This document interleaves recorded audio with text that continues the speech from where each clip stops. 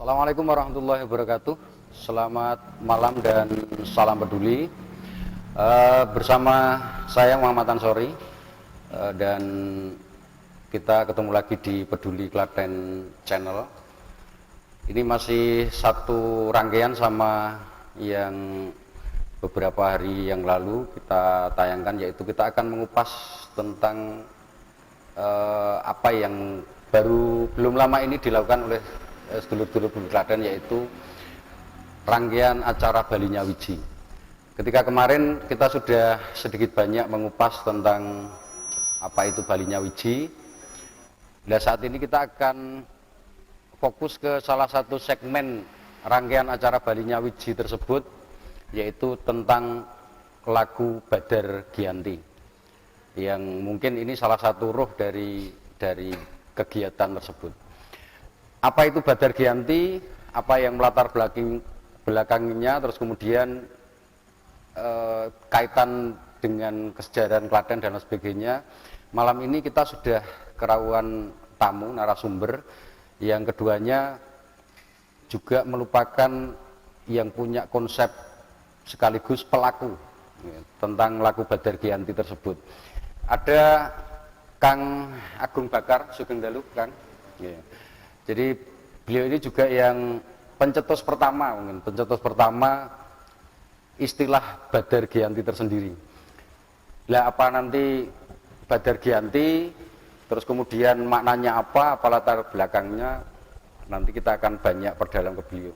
Yang kedua, kita juga kerawuan tamu Kang Iwan Purwoko. Kalau di Klaten beliau ini juga dikenal sebagai Presiden Mlengse. Nah, dari kedua ini nanti kita akan banyak mengulik tentang Badar Giyanti tersebut. Untuk itu saya langsung ke Kang Agung. Badar Giyanti nopo nih? Sesuai apa yang disampaikan Gus Ansori, bahasanya terkait dengan prosesi lagu Badar Giyanti, bahwasanya lahir nama Badar Giyanti. Seperti kita ketahui, kalau di Jawa badar adalah batal, membatalkan. Kita tahu semua bahwasanya dalam sejarah pendidikan dari tahun ke tahun sejak saya kecil, di buku-buku sejarah disampaikan bahwasanya bagaimana sih terjadinya perpecahan antara Mataram, Jogja dan Solo ini kan. Itu semua lahir dari sebuah perjanjian yang namanya Perjanjian Giyanti kan. Ini yang menggugah spirit saya, berawal dari keresahan itu, bahasa sesuatu hal yang selama ini diamini banyak orang di literatur sejarah itu, bahwasanya Perjanjian Giyanti adalah perjanjian yang memecahkan Mataram, Solo dan Jogja. Rasanya kok kurang enak gitu. Mungkin perlu dikasih gambaran sederhana kan terkait Perjanjian Giyanti. Mungkin ada sebagian dari pemirsa yang belum ngeh atau bahkan belum tahu. Perjanjian Giyanti itu sendiri terjadi ketika tahun 1755. Itu perjanjian yang dilakukan di daerah Janti, namanya di daerah Matesih, yang itu sekarang juga ada petilasannya di sana. Karanganyar. Karanganyar. Terlepas dari itu semua, bahasanya kita terusikan gitu. Oke lah, secara fakta Perjanjian Giyanti sudah terjadi di tahun 1755 kan gitu. Kita tidak bicara hanya sekedar fakta, tapi secara makna dari Perjanjian Giyanti itu sendiri, akhirnya mau tidak mau spirit kita sebagai masyarakat Jawa, masyarakat Mataram ini juga akhirnya terputus itu semangat kebersamaan itu secara spiritual.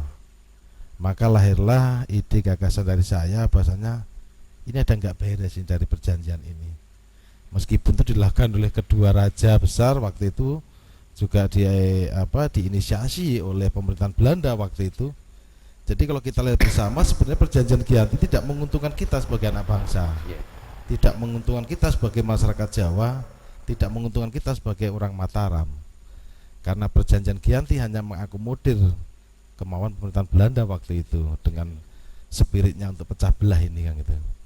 Maka dari itu secara spiritual saya berkeinginan membatalkan apa yang menjadi Perjanjian Giyanti itu sendiri dengan prosesi lagu yang kita lakukan kemarin bersama kawan Iwan Purwoko dibantu dengan teman-teman yang lain, bahwasanya secara spiritual ini harus dibatalkan, harus dibadarkan. Karena kami merasakan spirit harus dibangun kembali kebersamaan ini. Mataram, Jogja, Solo ini harus disatukan. Berarti spiritnya membatalkan dalam arti untuk menyatukan kembali gitu. Menyatukan kembali secara spiritual dan juga rasa. Jadi kita menyatukan rasa, menyatukan tresno. Kalau menyatukan secara fakta sudah selesai. Secara fakta perjanjian Giyanti sudah terjadi tahun 1755, sudah terjadi, sudah dilaksanakan pada waktu itu. Kami secara pribadi dan kawan-kawan Purwoko juga kita tidak menuntut secara fakta bahwasanya akan ada pembadaran atau pembatalan dari sebuah institusi pemerintah atau institusi keraton, tidak seperti itu. Ya, sederhananya mungkin yang ingin dibadarkan apanya ini?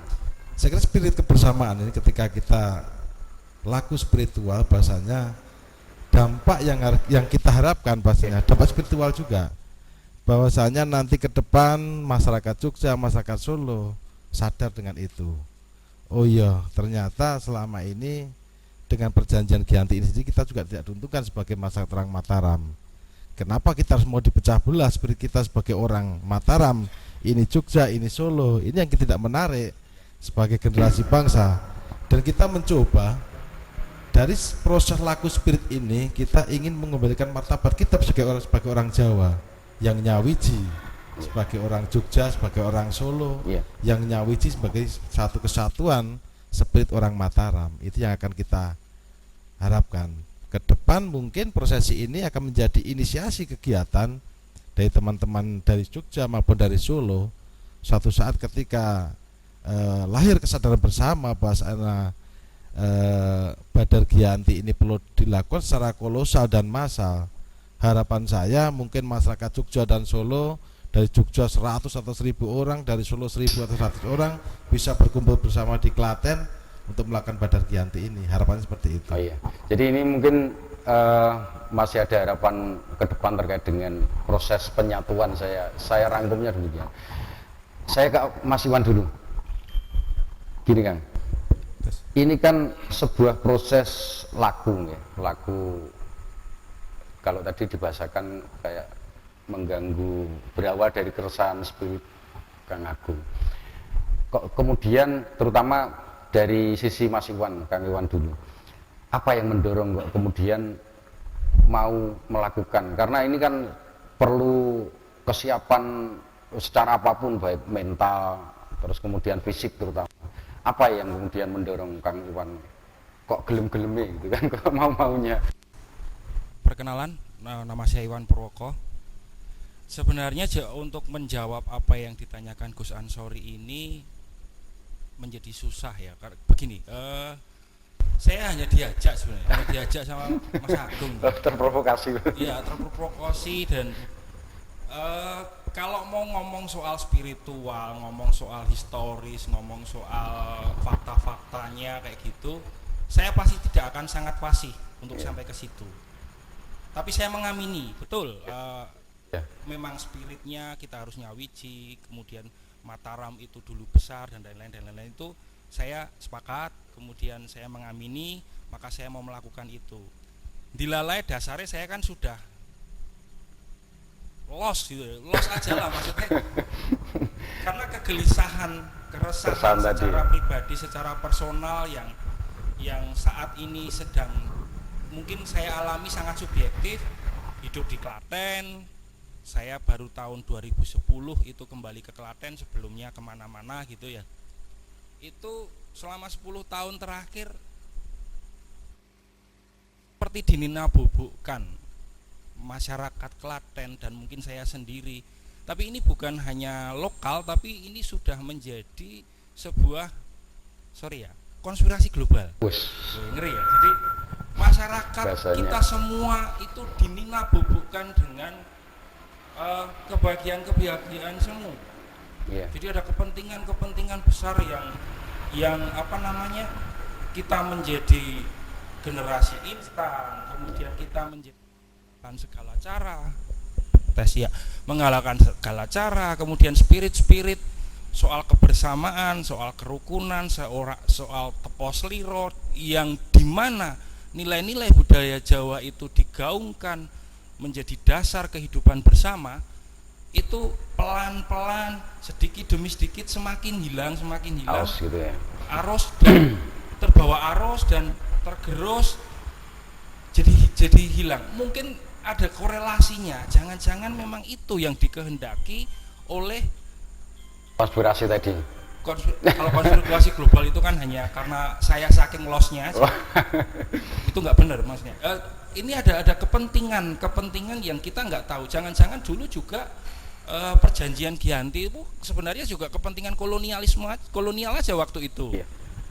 Dan dengan kepentingan kolonial yang melakukan perjanjian Giyanti itu akhirnya bisa menyetir, akhirnya bisa mendirect semua kepentingan masyarakat, nilai-nilai budaya Jawa pun akhirnya semakin hari semakin tergerus gitu kan. Nah, menjadi ternina bobokkan kita semuanya. Nilai-nilai budaya Jawa, nilai-nilai yang tadi soal-soal yang sebenarnya adiluhung gitu, pelan-pelan sedikit demi sedikit tergerus. Nah, makanya kemudian saya sangat sepakat, jangan-jangan memang kita harus mengembalikan itu tadi secara spirit, secara pemaknaan. Sekali lagi bukan soal fakta. Oke, berarti kita bikin perjanjian baru, dulu Giyanti itu memisahkan, sekarang Giyanto menyatukan gitu. Bukan gitu, bukan fakta itu, tapi pemaknaannya yang mau kita nyawiji. Ya, sepakat. Gitu. Jadi ada pemaknaan kembali, artinya kembali ke tema besarnya Bali Nyawiji itu kan. Agak ke teknis ini kan.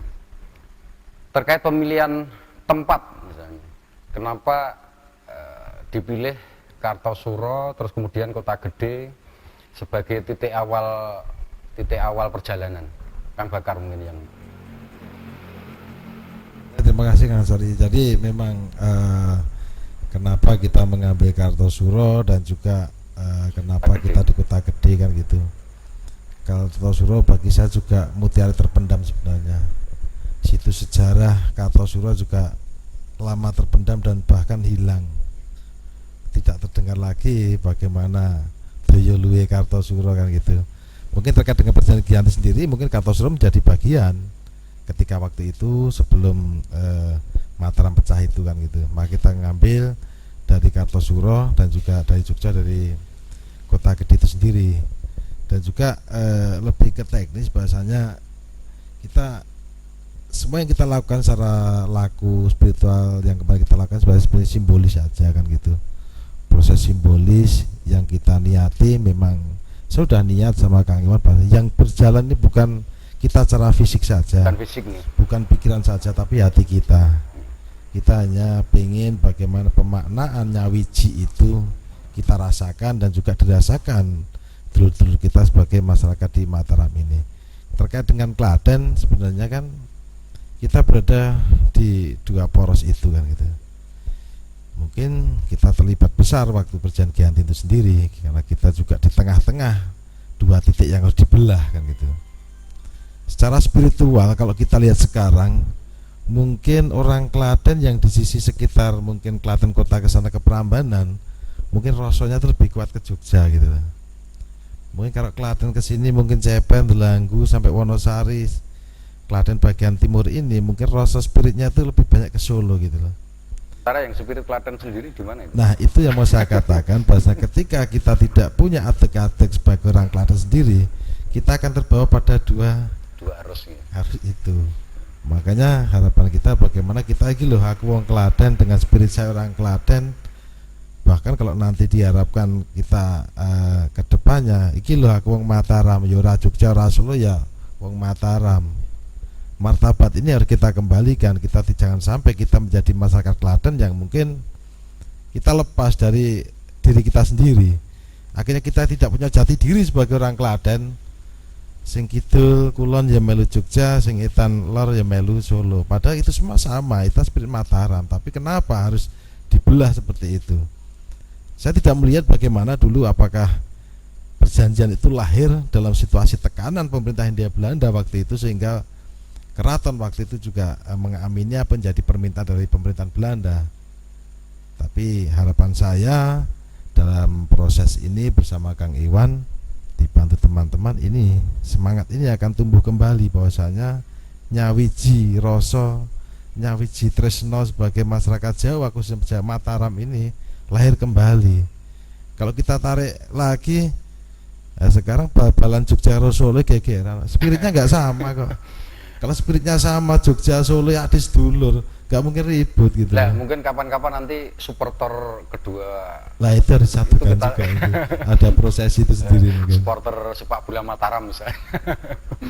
Oke, titik nol. Saya ke Kang Iwan.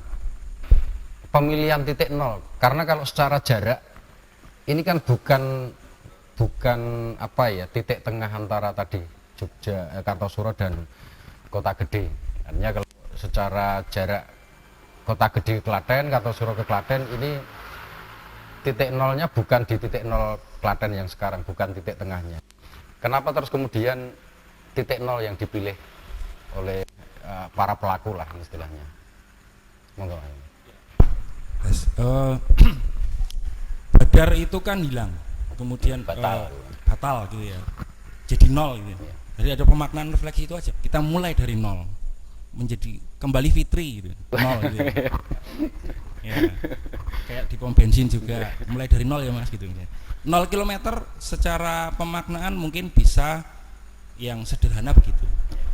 Ya, babak baru. Ya. Ya. Terus kemudian yang secara data gitu mungkin kebetulan kita memilih tanggal 28 Juli itu sebagai hari jadi Kabupaten Klaten. Nah, kemudian ketika hari jadi Kabupaten Klaten itu ada peringatan, kita nggak mau atau kita mencoba menawarkan nilai lain bahwa bukan sekedar hari jadi yang kemarin itu yang ke-216, 216. bukan sekedar yang ke-216, tapi akhirnya pun terkonfirmasi ternyata kurang lebih itu hari jadi kabupaten, bukan hari jadi Klaten. Nah, ini perlu lebih lanjut Ini nanti. saya garis bawahi nggih, hari jadi Kabupaten Klaten. Nah, bukan hari jadi Klaten. Oke, terkonfirmasi itu. Nah, nanti mungkin ada kita diskusi lebih lanjut lagi, ada narasumber yang lebih Iya. kompeten dan lebih fasih untuk menjelaskan itu. Tapi yang jelas yang saya maksud di sini adalah 0 km tadi ya tadi nyawiji, kembali dari nol, fitri, babak baru itu. Nah, Klaten harus bisa kembali nyawijinya tadi. Saya sepakat sekali. Delanggu ke sini kok Solo, Prambanan ke sana Jogja. Kita Mataram. Kita bukan Jogja, kita bukan Solo. Kita Mataram. Oh, gitu. Ya, begitu kurang Oke. lebih. Tadi sempat disinggung terkait dengan bahwa ini tidak hanya bukan sekedar laku fisik, tidak sekedar pikiran bahkan, tapi ada beberapa laku batin, terus kemudian ada kalau saya bahasakan sederhana melalui beberapa simbol. Apa kemarin simbol-simbol yang ingin disampaikan ke masyarakat pada prosesi laku, apa yang dibawa, terus kemudian maknanya apa? Monggo kan? Ya mungkin suatu kebetulan atau bagaimana juga dalam proses kemarin, yang pertama kita menemukan banyak kemudahan-kemudahan dalam artinya mempersiapkan segalanya kemarin. Kebetulan di saat yang sama juga di Keraton Kartosuro kita tanpa sengaja dan tanpa kita skenario dari awal, kita bertemu juga dengan beberapa pelaku spiritual. Bahasanya beliau juga Di antaranya ada beberapa komunitas yang juga baru melakukan proses itu juga dengan pemanaan nyawiji juga, itu melakukan perjalanan di 7 gunung, 7 gua, 7 sumbangan, agak lupa, tapi yang jelas itu proses untuk pemanaan nyawiji juga.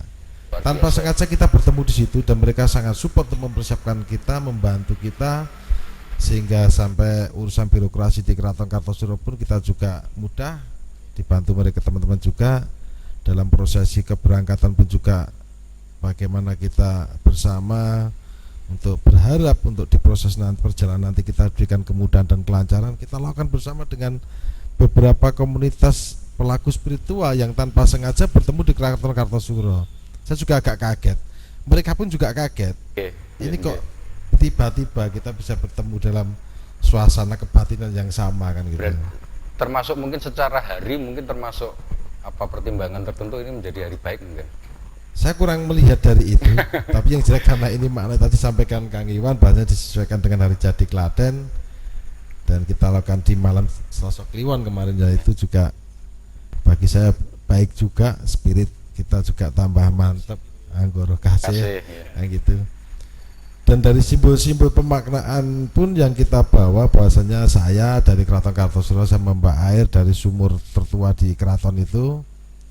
Saya membawa bendera merah sebagai simbol Kain merah, kain merah, dan juga Kang Iwan membawa air dari Kota Gede, Kang, ya, dan juga sendang seliran, dan juga membawa kain warna putih. Dan kita ketemukan kain merah dan putih di titik nol Klaten itu, spiritnya wiji menjadi satu bendera, menjadi satu panji, menjadi satu simbol, menyatukan seperti kebersamaan ini. Untuk proses di jalan saya kira kita mungkin berbeda, kan gitu, ketika kita berjalan-jalan olahraga dengan kita proses laku itu kan mungkin ada bebannya cukup luar biasa, sehingga di perjalanannya pun kita mungkin, ya kebetulan saya ditemani oleh sahabat saya 3 orang, ada namanya Pak Doni Wiknyo, Pak Absoro, dan juga yang satunya Pak Moyo. Mereka cukup memberi spirit bagi saya, dan akhirnya juga ikut rombongan bersama dengan saya, meskipun di tengah malam itu kita harus berpisah karena kondisi fisik kita masing-masing berbeda, harus ada yang ketinggalan, harus seperti itu, tapi itu konsekuensi. Ya itu semua yang kita alami di malam itu, bagaimana di perjalanannya pun juga kita mobil itu kencang seperti itu.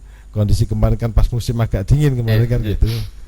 Tapi saya sampaikan pada teman-teman, kita hanya bukan berjalan dengan pikiran dan fisik kita saja, tapi hati kita yang akan memberikan kekuatan itu, kan gitu.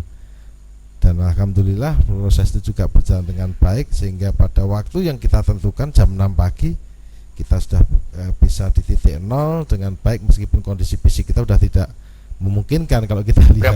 Berapa jam itu ditempuh dari Kartosuro ke kita kemarin kita hitung sekitar 10 jam. 10 jam. Dengan berhentiannya cuma sebentar, bahkan kita tidak makan, kita hanya minum yang disediakan teman-teman, dan kita mampir pada titik-titik yang memang kita anggap itu titik-titik yang perlu kita muliakan, titik-titik yang kita anggap perlu kita dudukkan pada posisi yang terhormat. Sebelum ke titik-titik, Kang, tadi sudah disampaikan terkait dengan, mungkin tanpa dijelaskan, adanya simbol kain merah dan putih dibawa ke Klaten kemudian disatukan itu apa ya, mungkin masyarakat sangat mudah menerima, tapi secara pengalaman spiritual tadi kan sudah dicuplik sebelum ke titik-titik, kan saya malah agak tertarik juga kesaksian Kang Iwan selama perjalanan gitu, kan kesaksian Kang Iwan, kendalanya apa, baik secara fisik atau mungkin bertemu dengan sesuatu yang apa ya, masyarakat mungkin tidak tahu gitu, kan karena ini pengalaman sangat pribadi. Monggo Kang Iwan. Memang membutuhkan mata batin untuk melihat hal-hal yang tidak kelihatan kayak gitu ya. Jadi berat sebenarnya ngomong spiritual kayak gini ya. Saya nggak apa ya, susah untuk ngomong soal spiritual karena ya saya hanya ngelakoni gitu ya, melakukan gitu aja, bahwa sebenarnya banyak teman-teman, kalau nggak ada teman-teman yang membantu saya kemarin, saya sudah mau pulang sebenarnya, terus rasa wayo mulai wayo gitu, apalagi grogi saya yang lihat, saya yang dari Kota Gede, makam Kota Gede itu, wah matur nuwun Ade. Nah, yang dari makam Kota Gede itu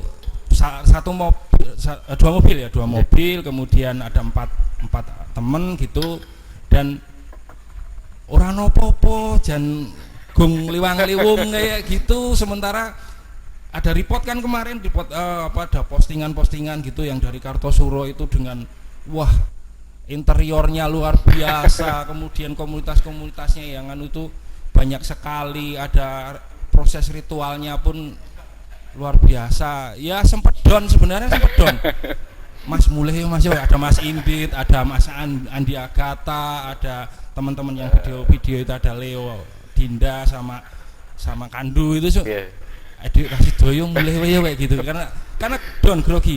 Tapi Yang menguatkan saya waktu itu memang sekali lagi